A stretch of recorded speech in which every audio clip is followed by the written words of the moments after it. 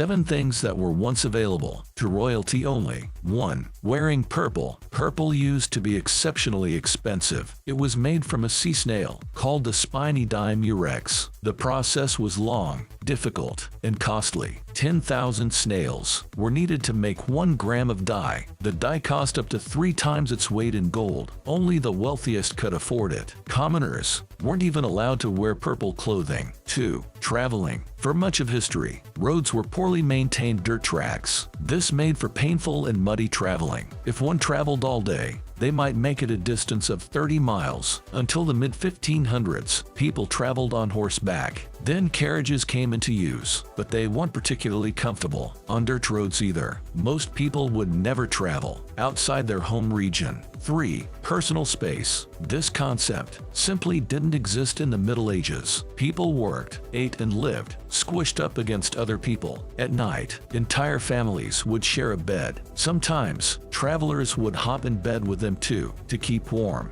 Having a private bedroom was a royal perk. 4. Perfume. Perfumes were a luxury, but a much-needed one. Medieval cities stank to high heaven. Human and animal excrement was everywhere. People did bathe, but it didn't do much to mitigate the odor. Royals were lucky to have access to perfume. 5. Sugar. Sugar in the ancient world was from fruit, sugar cane, sugar beets, corn syrup. These are all modern inventions. If you had access to fruit, and if you juiced it, you could get sugar, but it was a hard thing to get your hands on. Back then, consuming sugar was a sign of status. Nowadays, industrial sugar is one of the cheapest substances. 6. Entertainment. Kings had musicians, jesters, and puppet shows, but common folk had no readily available entertainment. There was no way to listen to your favorite music. Even reading wasn't available. For most of history, fiction didn't exist as a genre, except in oral renditions. 7. Pineapples. Pineapples were first brought to Spain by Columbus. In the mid-17th century, they were grown in a few hothouses in Europe, but they were in high demand and low in supply. Only the extremely wealthy could afford them. Louis XV, Catherine the Great, and Charles II enjoyed them immensely. Charles II even commissioned a painting of his gardener, presenting him with a pineapple. Ordinary people only knew pineapples from artists' depictions. Like it, share it,